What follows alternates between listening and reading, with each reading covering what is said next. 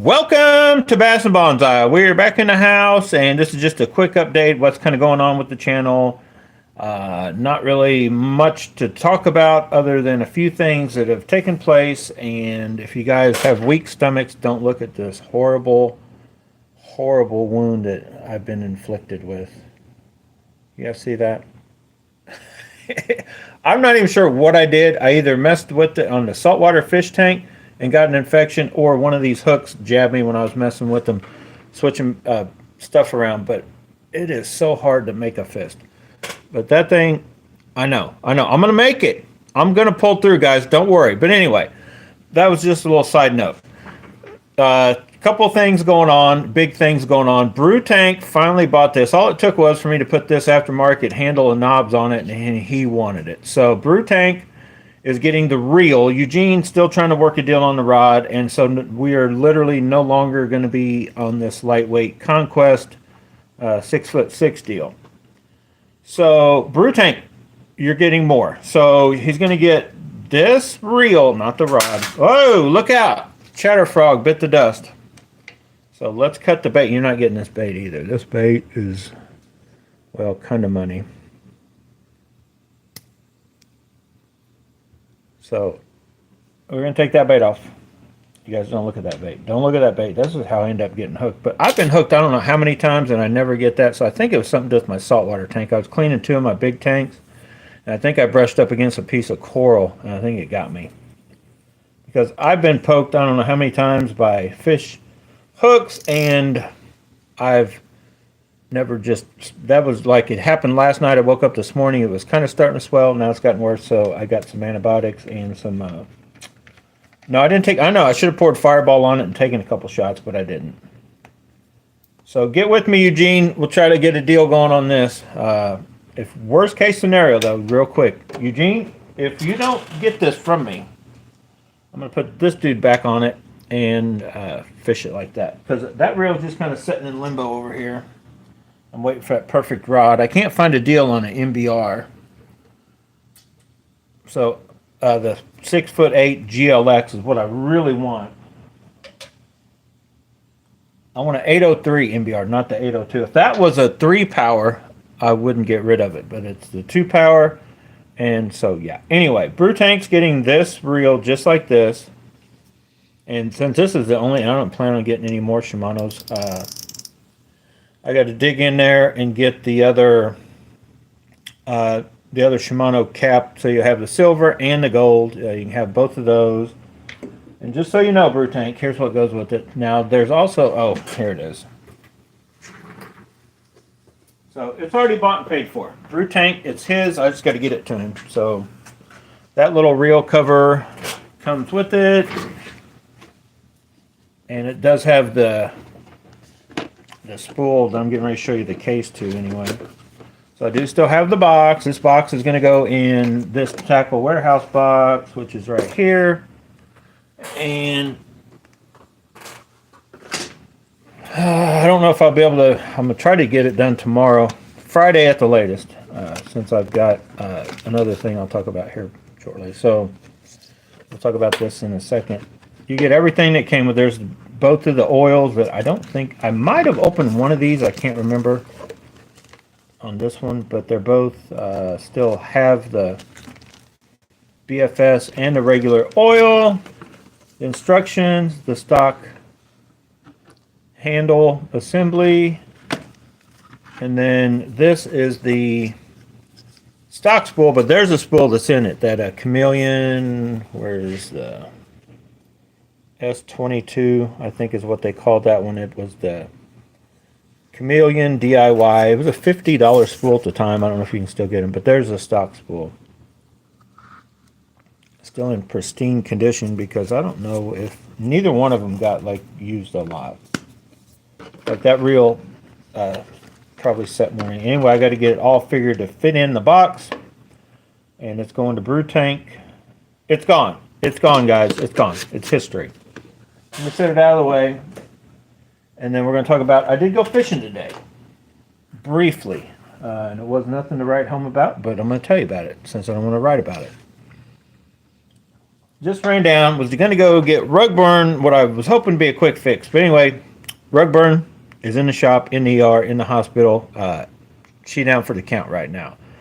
Getting all new coil packs and spark plugs, and hope that fixes it. But it may not. But just so those of you that know, if you think ahead when you get coil packs and spark plugs for Fords anyway, probably every car, look on Amazon first, because we're getting the whole kit for $100, plugs and coil packs, and O'Reilly's wants like $300 just for a coil pack kit, or they're $65 a piece, and we didn't even price it out like the plugs and the thing. We just went, because my cousin who works on cars, he's basically does this to every Ford that he's got a Mustang and a couple, or he did my old, if you guys remember the black Ford truck I had, he did that I sold to my mom.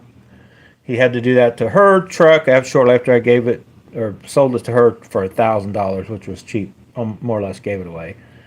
Later on, it started acting up, so he put all new coil packs in it, and it cleared up, and it's running good. So we're hoping that's what's wrong with the RugBurn, because we tried some other stuff. Anyway, while I was there, waiting for him to show up and take a look at it, I decided to do some chatterbait fishing, because I took my chatterbait box and the blade down there, and I tried this bait, no luck. I tried this bait, no luck. Guess what? I tried all this chatterbait, and then I was like, you know what? I just give up. Chatterbaits aren't on the menu today. So, or no, wait, I tried this bait too. Yeah, I did go with this guy. This is a guy at that same place, the different trailer. I actually caught a few fish the very first time I took it out and tried it, but no luck. Not even a nibble. So I didn't even make it to this bait because I wanted to try that new color that Eugene recommended, that he claims come from Richard Gene, the fishing machine, is whatever video Eugene was watching is where he ordered his. And Eugene messaged me the package. He took a picture of it and sent it. And I was like, I don't know if I've ever seen or heard of that color. So I just ordered none because Cabela's had 2 packs. So I bought both packs. I was like, I'll just try it. So my plan was that once I decided to abandon chatterbaits, I'd taken these in a couple different size heads down. So I had basically 16th, and then if I need to get all the way across the pond kind of thing, longer cast, I think that's a 1/4 ounce, I believe. But I only made it this far before Robbie showed up, and I managed to catch a fish. But I recorded, I don't know if it's ever going to make it to the light of day for YouTube, but I had some little bumps and bites casting around. And then what I finally did is I literally used this 16th ounce like a punch rig setup. I was just like on the same side of the bank I was on, there was just big clumps of grass, and I'd find little holes and I'd just wiggle it till it fell into the hole. And I caught like a 2.5 pound bass doing like that with the blade. Maybe 10 foot away from me is all off the bank kind of deal. But anyway, we caught a bass. So it's an awesome color. It works. You guys ought to go out and buy them out. No. So anyway, that is just all that happened there.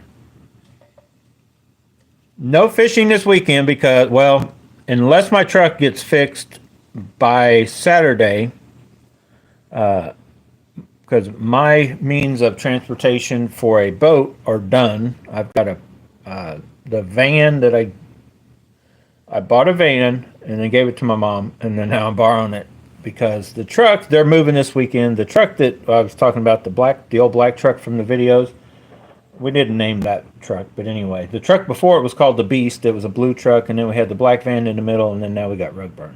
All roughly around the same year, between the 97 to the 2003 Ford pickups. I think one was a 99, one was a 2000, and 2002. So anyway, they're using that to move, so I'm stuck in a minivan. I know what you're saying. Go get a kayak and go fishing, Charlie. No, I'm not going to do that. Charles is going, I believe, camping with the grandkids or something, so he's out for fishing. Matt, he doesn't have access to a boat as far as I know. So anyway, we're here this weekend, so who knows what I'll do, what I will try to make. I'm going to finish getting all my tackle organized, I think. So what are you guys doing? Anybody? Somebody? I have 5 of you watching. Somebody comment. Talk about anything and everything. Oh, I know what I want to talk about other than, did I mention I'm wounded? I might have to get, I don't know. What do you guys think? It needs to be amputated? I don't know. It looks pretty rough. There's talk going around, and it's not just me. It's actually not me at all. So me and Charles don't really talk about this that often, but I'd seen a few videos, and you guys know who you are, Steve. But I'd wondered why nobody had mentioned this before, because if you guys remember, I need to get these off here. Let them completely dry out. They are still wet, because one thing, when all that salt goes out, then they fill with water. So they'll stay wet for like a long time. You want to make sure these are all off. Let your baits air out. So yeah, that's what I brought these out for. I figured I'd show them to you guys while I had them out. This one technically probably would be okay, but we're going to pull him off too. So if you're wondering, like, well, why, let me talk about that first. Then we're going to talk about the controversies going on with these professional bass fishermen. You guys know who you are. Not me. I'm just a hobbyist. So a lot of these come with just one, right? And then I took a lot of mine. If they came with 2, which that one didn't. Let's find one that did. So if they came with 2, I turned them into 1, just like most and a lot of baits come, right? And it's usually on the bottom side. That's why I did mine on the bottom.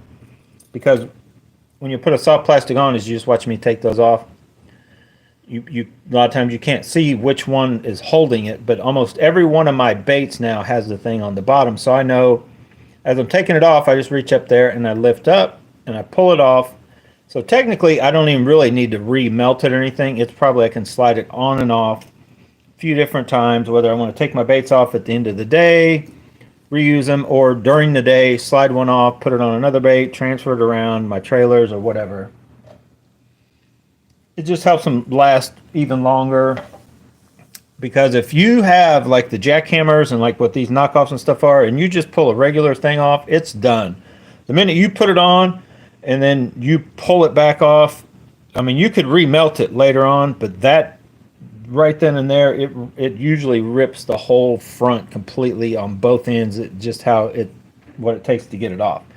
So if you're like put it on once and just fish it, forever kind of thing, which can happen, but I find until I find out what they're really hitting on, I may want to switch, try different chatterbaits, but with that color, instead of putting on, like 8 orange baits, soft plastics on 8 different chatterbaits, I'll just cycle that one, whether it be this or one of, it could be anything. One of those, one of these, which I don't plan on using these anymore. These things, the fish around these parts love this part right here. They don't care. This thing always comes back with one of them missing, every one of these. But that's why I do that. Oh, let's do this one. I'll show you what I'm talking about. Hopefully, I think I did it on this one. Or this one maybe already comes that way. But anyway, just lift up, take it off, and then usually, like, it's still not completely torn. It's got a little hole there, but I could put it right back on this bait, another bait, or whatever, and it'll stay more or less as good as new, and then I can remelt it or whatever. So anyway, I forgot I had that dude on.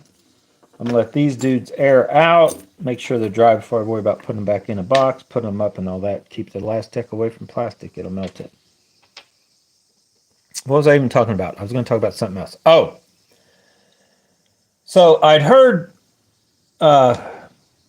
2 points on the forward-facing sonar and then on the information rule. Like, we all know the deal. Scott Martin more or less was caught what they said deemed as like getting information, I guess, enough to the point where it seemed deemed as possible cheating or whatever.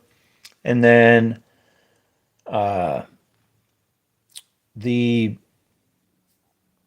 thing that a lot of people, I guess, really, I hadn't really heard anybody talking about it until I was watching Get Your Fish On mentioned it about the teams, because over the last, I don't know, however many years, that whether it's Scott Martin, Jacob Wheeler, and some of these other professional fishermen that are also YouTubers are like doing their little vlogs and stuff. They like bunk at the same house with like 4 or 5 guys, and you hear them during the video talking back and forth about, stuff going on at that. So in a sense, kind of like NASCAR, it's like teams. It's like you put NASCAR teams in the same building, even though they're not maybe working on the same car, but they're in cahoots, so to speak. And I don't know where you would draw the line. It's like, how could you tell one guy? Because technically, I guess at one point it was sort of deemed that you don't talk to other teammates, but then they decided, the anglers I think decided a while back that like, well, it's really hard to, that shouldn't be the rule, but you can't like try to go solicit information from anybody. But what's to keep you from the other guy? Like, say you all show up, there's 5 of you, and you're all fishing, and then on the last day, only one of you made it. Well, if the other ones knew of any little hotspot secrets or something, are they going to tell that guy, or, are they or aren't they, or whatever? And then, like, if you are a Scott Martin, who is a popular person, and you're getting information, people trying to give you information or whatever, like, how do you, where's the line drawn in that? Should it all be allowed? Should it not be allowed, or whatever? Because more popular people are going to get more information from other people about anything in general, rather than the guy that's over in the corner that doesn't talk to nobody. So that's just a natural thing that is going to take place. So just in my mind, like, you're 100% cheating if you're trying to buy information. If you're trying to bum information, buy information, you're hitting up people, you're willing to buy waypoints, you're willing to do, that kind of stuff, I deem that as cheating. And which Rick Clun talked about, they used to do it in the past, like they rent a plane and fly over the lake and, or do this and that. So, what some stuff kind of was and some stuff isn't and some stuff still is, but then it's like, oh no, you can't listen to this guy tell you to throw, a pink chatterbait over off of some cove, but yet you can have the forward-facing deal out there just, hound dogging what you deem as an 8-pounder, and you're jiggling something in its face until it hits it, kind of thing. I don't know. I'm just glad I'm not a professional fisherman. I just go fish for fun, and as of right now, forward-facing sonar, what I've seen of it, the times I've used it, now I'm thinking about getting one. I don't know, the Eagle Eye 9. You guys comment if any of you actually have that or fished with anybody that's got that. I've been debating about it. If freaking RugBurn would stay running right, and I wouldn't keep spending money on that, and I gotta buy a computer. There's no computer yet because I'm gonna see how much this truck costs to get fixed all the way. As of right now, if it's just the coil packs and the plugs and then whatever my cousin charged me, probably a couple $100. That'll be nice. If it's not, it could be a couple grand, and then the computer might have to wait a couple weeks. Or just until I come across the deal on one of those. I don't even know what a computer even sells for nowadays. Like I said, I bought that laptop 7 or 8 years ago. Whenever I first started the channel, I've not priced any other type of stuff like that other than back when Noah was getting Xboxes and PlayStation stuff. I don't know nothing about computers. I know when I looked on Facebook Marketplace, everything's a gaming computer and it's got lights and whistles and buttons. I'm like, I don't want none of that. I definitely don't want none of that. I just want something high speed, technical enough, like I can put DaVinci Resolve on it and edit my GoPro footage into a video and put it on YouTube.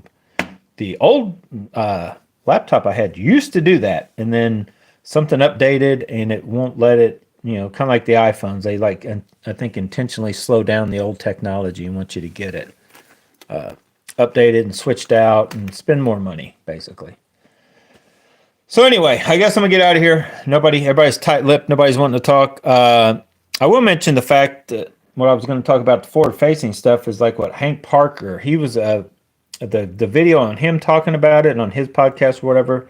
He kind of was the first one to bring up what I had thought about too. It's like they talk about, well, they need that sponsorship, right, from Garmin and from Lowrance. They need that sponsorship, but it's like, well, what about all these companies that are making all these baits that, if forward-facing sonar gets to the point where you really need to use it in order to win a tournament. Your anglers aren't out there pushing thunder crickets. They're not out there pushing Spro bronze-eye frogs or almost any other bait other than these little funky looking, not really this, but like, you know what I'm talking about, the little jerk minnows and, you know, jig and minnow deals, because that's all it really is on that part of it.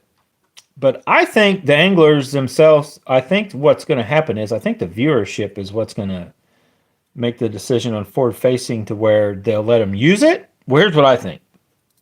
You can use it until it comes time to fish. Like you can't use it to set and hound and have it on. Like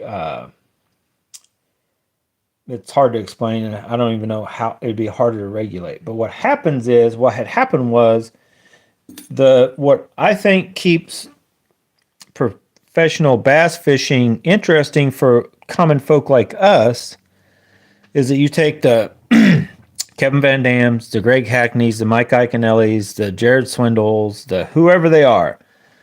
They got the $80,000, $100,000 bass boats, another $40,000 added or whatever, but they literally get to spots and they're fishing baits that they can show us, right, how to fish, whether we're on the bank or out, you know, in a boat, and you see a point and you throw a bait a certain way or you whatever and reel, instead of literally all these new little minnow things. And they'll try to tell you like, oh, well, you don't need forward facing for this. This will, you know, you still catch fish. No, most of those baits, you have to be within a foot or less. You have to be like right with fish. It's like trying to go around with something like this. Yes, if you're going around punching and whatever, you could, you know, it doesn't take a bait with a lot of movement. But if you take something that doesn't have any drawing power and you're just out and open everywhere, so if you don't have forward facing, if you're not on fish, you don't see them, you don't have that ability, you need something that draws in fish, a crankbait, you know, whatever types thing, in my opinion. So if you're just out there highlighting the fishermen, that you literally need to have forward-facing sonar, which is boring anyway. Even if you do get into all that and you get all that stuff and you go in there and you're fishing that way and you are catching fish, it is one of the, it's just, I'm telling you, it reminds me of crappie fishing. Like we would get on crappie like that, and they're fun for the first 40, and then you get your limits or whatever.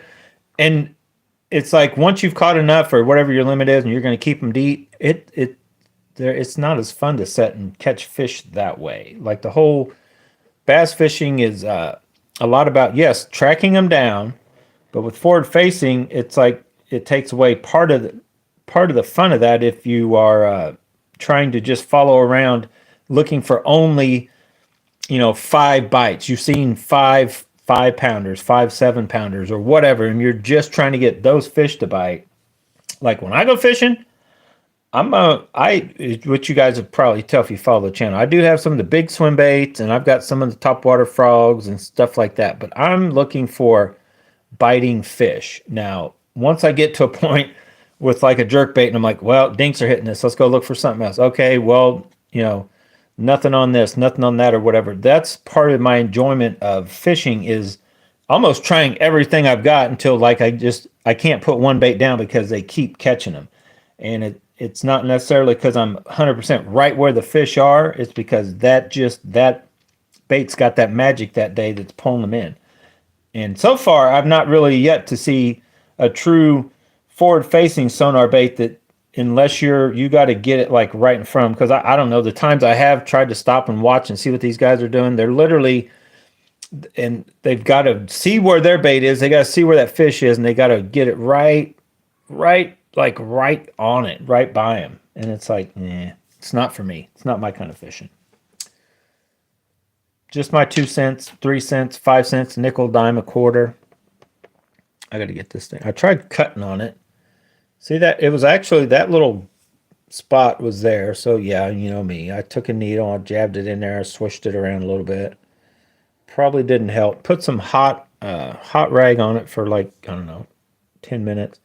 What I'm noticing now, I got a little bump here and a little bump over there. But, oh boy. I think I'll be all right. I can almost, I can't quite make a fist. I can almost make a fist. I took some antibiotics and some ibuprofen, and I probably ought to go take a shot of Fireball, just in case. So anyway, without further ado, we're going to get out of here within a half hour. I got to BrewTank. If and when you watch this, I'm going to try it if I can track down. I don't even know where my packing tape stuff is. I need to track that down and a pen and paper. So I think you sent me your address. I'll get that written up. And if I should be able to swing by the post office tomorrow, but if not, at the latest, like I said, Friday, I will ship it for sure. If I don't mess with it tonight, it's kind of getting late. I may just pack it up tomorrow and then ship it Friday as soon as I get off work. But you'll get it, BrewTank. And oh, that's another thing I was gonna. Every time I know some of you guys like you comment how I say I'm out of here, then I keep talking. But I was gonna mention I try to give them the benefit of a doubt. Tackle Warehouse, man, those guys, they're putting out all these videos, but guess what, man, their shipping is not nowhere near where it used to be. I ordered stuff on the 22nd, spent $100 with them, just over $100, right? I told you guys a long time ago, you probably remember getting the little shimmy, whatever, the core tackle, like 3 different things from them to try out, and some other just little knick-knack paddywhack stuff, $100 worth of stuff. Ordered it the 22nd. As of this morning or earlier today when I looked, it said like shipped, but it didn't. The UPS doesn't have any of the tracking, like it has not received the package yet. So I mean the 28th, that's like 6 days. And I'm like, you got to be kidding. We're getting close to AliExpress type stuff. Like, when are you guys going to ship this stuff? And I say that because back in the day, Tackle Warehouse, and I've mentioned it before, I would run out of something on the weekend and I would either order it Sunday night or Monday, and I had it before the next weekend. And that's what I liked about Tackle Warehouse. If Bass Pro or Cabela's or Rogers didn't have it, I could order it from Tackle Warehouse if they showed it in stock, and I'd have it by then. But they're not like that anymore. And what I do, of course, I ordered $50 more stuff yesterday, but I don't know if I should be messing with Omnia or whatever. But some of these places, like the hookup tackle on them, they just, once that shipping jumps in, you add that tax and shipping, it's like, nah, the deal done, the good deal done, like, left the building. So I do like the fact that once you get $50 worth free shipping, but Amazon, a lot of times, I should just become an Amazon Prime member, right? I watch movies, Amazon Prime, and be done with it. Order everything off Amazon Prime. So I do have a few more. I almost talked myself into buying. Some of you guys need to jump on there and buy all of them before I do. So these Thunder Crickets, I'm still trying to talk myself into or out of them, but they do seem pretty good. And I like the way the 5/8 ride. I think the half ounce, in my opinion anyway, the half ounce Thunder Cricket is more like the half ounce Jackie Hammers. Where's one at? Let me find one. So the Jackie Hammers, in my opinion, and I'm pretty sure they are. Let's do a little test, just so we'll know, you'll know, and I'll know. I know. This was going to be a quick video, and we're done off the rails over here. BrewTank, it'll be another night because I'm in the middle of something here. So I don't even remember my Z-Man, the original. I know these. Well, I don't even remember. Well, I know what these are. So we just got these Evos, which are 3/8. So I'm going to see what a 14.2 grams is what a 3/8 ounce Evo weighs. I just want to see what a Thunder Cricket, and this is a half ounce. It doesn't tell you anywhere, but I'm sure that's what I ordered. It was a half ounce. 15. So 15 3/8 weighs 14.2 or 3. So that is not that far off. 15, and then this is the half ounce, or supposed to be half ounce, or 14 gram. Them dudes weigh 18 grams. So did I get the wrong ones? Yeah, see, these things weigh 18 grams, and I like these. These are good baits. The yeah, 19.6, but 18, 19, like these feel a little heavier, but they ride down a little bit deeper, and I actually like that. Not all the time, but like when more during the day, like I don't know, it feels like these the I like the 5/8 Thunder Crickets, and I like the what I call the half ounce, but I don't know, maybe you need to rethink things, of those Jackie Hammers. And then I like the half ounce Thunder Crickets and the 3/8 in these, and the Jackie Hammers and all these. So what does this one weigh? 14.5, and that's considered 3/8. But that is only, well, let me get all the strands on. It's only like 15, so it's only like half a gram. Like, so it's, in my opinion, just a lot closer to a 3/8. So they must weigh this like all built, is how Strike King does theirs, I think. I'm guessing. So the Nobies, let's weigh one of those real quick. I gotta remember exactly where this goes. Don't worry, I can remember. Let me double check my. These I bought as 3/8 also. Now they're 12. So that's supposed to be a 3/8, and it's 12 grams. Am I saying ounces? I hope I'm not. Anyway, so 3/8, 3/8, 14. So like 2 grams difference. Because it's kind of weird how they rate them. Like, should they weigh them? Like, should it be this should be what it weighs, or just the head? Like, some of these are they weigh the head and they don't even count the hook and all that kind of stuff. So I like all of the 3/8, but I think when it comes to the Thunder Crickets, I like the half closer to the 3/8. And the 3/8 and the Thunder Crickets have a real skinny looking head to them. I've never bought any. They just don't, to me, they don't look right. So I haven't even bought any. But, yeah, where'd you come from? Anywhere you go. Right there, what goes here? Oh, that's Thunder Crickets. So these, I did add the skirts are a little different on the 5/8. But anyway, let's get to my point. Yeah, that's 20 grams. It's got a little thicker skirt. These 5/8 I'm liking, and you can go to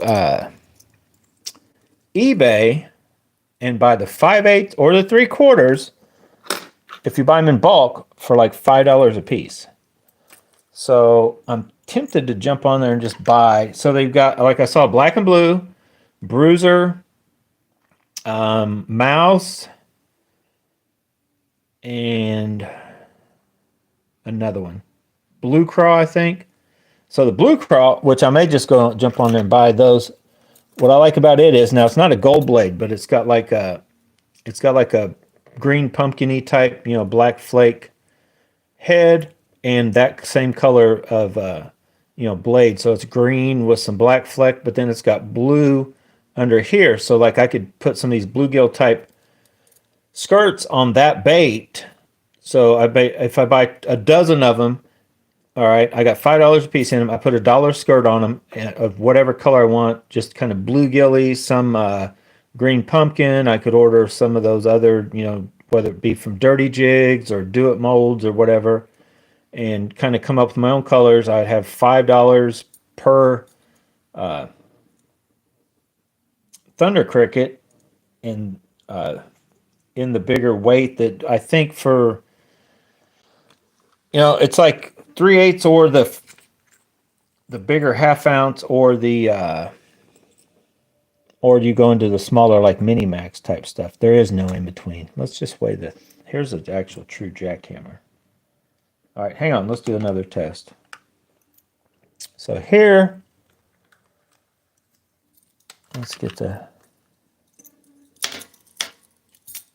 Let's do another test. I'm going to have these all mixed up. Where'd he go? Now, he's missing a few chunks of strands of skirt, I guarantee you, and some paint. That's an old dude. But that's a true, what they call half ounce. So that's 16 grams is what that dude weighs. And he, like I said, he's probably missing a gram. That weighs 15, so it's a gram less. This dude weighs 18.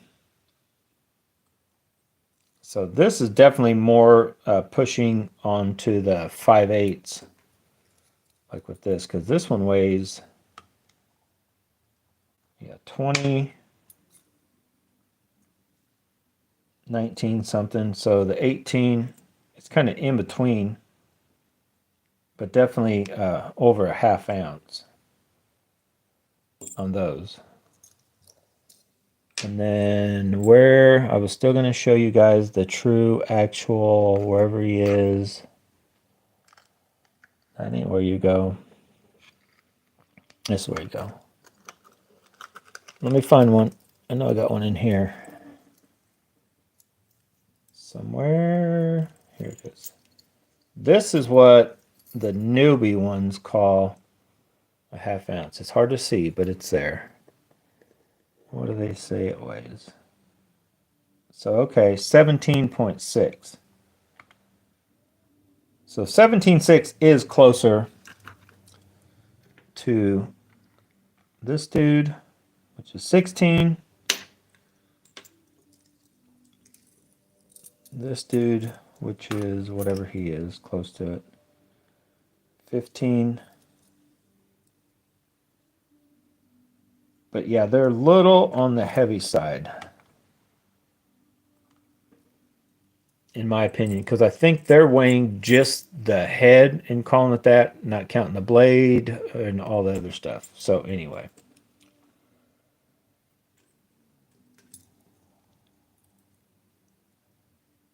Yeah.